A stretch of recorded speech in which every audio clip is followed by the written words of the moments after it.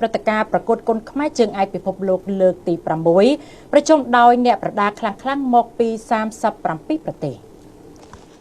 សហព័ន្ធគុនខ្មែរអន្តរជាតិនឹងរៀបចំការប្រកួតជើងឯកពិភពលោកលើកទី6នៅខេត្តព្រះសីហនុចាប់ពីថ្ងៃទី17ដល់ថ្ងៃទី20ខែធ្នូឆ្នាំ2025ព្រឹត្តិការណ៍នេះប្រមូលផ្ដុំដោយកីឡាករកីឡាការិនីខ្លាំងៗលំដាប់ប្រទេសចម្រុះជាតិសាសន៍សរុប37ប្រទេសក្នុងនោះអត្តពលិកចំនួន23ប្រទេសបានចុះឈ្មោះចូលរួមរួចរាល់ហើយខណៈដែលតំណាងកីឡាករតំណាងកម្ពុជាគឺមានដូចជាកីឡាករបឺតសង្ឃឹមពេជ្រសម្បត្តិមឿនមេឃាជាដើមនេះបើតាមការបញ្ជាក់របស់ឯកឧត្តមខៅឆាយអគ្គលេខាធិការសហព័ន្ធគុនខ្មែរអន្តរជាតិស្ដីទីបានលើកឡើងនៅក្នុងសន្និសីទសារព័ត៌មានការពីរសៀលថ្ងៃទី23ខែវិច្ឆិកាឆ្នាំ2025នៅខេត្តព្រះសីហនុសន្និសីទសារព័ត៌មាននេះគឺបានប្រព្រឹត្តទៅក្រោមវត្តមានចូលរួមពីសំណាក់ឯកឧត្តមវត្តចម្រើនរដ្ឋលេខាធិការក្រសួងអប់រំយុវជននិងកីឡានិងជាអគ្គលេខាធិការគណៈកម្មាធិការជាតិអូឡ িম্প ិកកម្ពុជានិងឯកឧត្តមសមុទ្រសុធិរិទ្ធអភិបាលរងនៃគណៈពិបាលខេត្តព្រះសីហនុឯកឧត្តមខៅឆាយបានអះអាងថាការរៀបចំព្រឹត្តិការណ៍នេះឡើងគឺជាការរួមគ្នាជាធ្លុងមួយរវាងសហព័ន្ធទាំងពីរគឺសហព័ន្ធប្រដាល់គុនខ្មែរនិងសហព័ន្ធគុនខ្មែរអន្តរជាតិដើម្បីបន្តជំរុញផ្សព្វផ្សាយប្រកបដោយថាមពលនិងឧត្តមភាពទៅលើឆាកអន្តរជាតិបានខ្លាំងក្លានិងឆាប់រហ័ស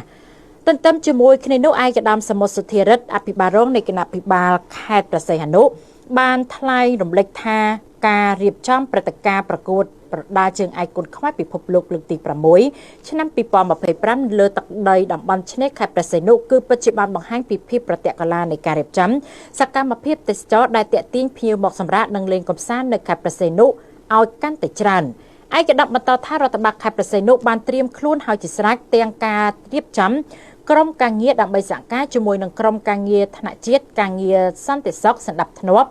ក្នុងការរៀបចំនៅព្រឹត្តិការណ៍ប្រកួតកីឡាគុនខ្មែរជើងឯកពិភពលោកលើកទី6ឆ្នាំ2025ចាប់ពីថ្ងៃទី17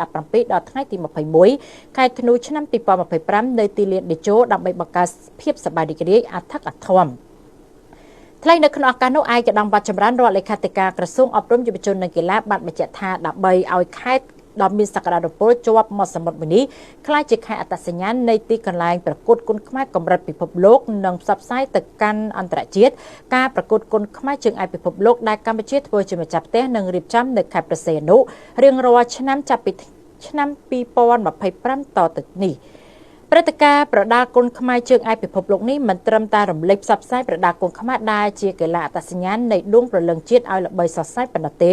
ពលវាបានជួយឲ្យតម្លៃខ្លួនគឺរបស់កីឡាករកីឡាការិនីកម្ពុជាយើងកាន់តែខ្ពស់ហើយពិភពលោកនឹងមានការចាប់អារម្មណ៍មកកម្ពុជានិងយកកម្ពុជាជាគោលដៅដើម្បីមកទស្សនាការប្រកួតប្រដាល់គុនខ្មែរដែលមានកីឡាករល្បីៗប្រកួតកម្រិតអាជីពបណ្ដាំខ្សែក្រវ៉ាត់ពិភពលោកទៅកាន់ខេត្តព្រះសីហនុដូច្នេះហើយការរៀបចំនេះភាគីពាក់ព័ន្ធទាំងអស់ត្រូវរៀបចំផែនការរួមគ្នាដើម្បីឈានទៅសម្រេចចក្ខុវិស័យ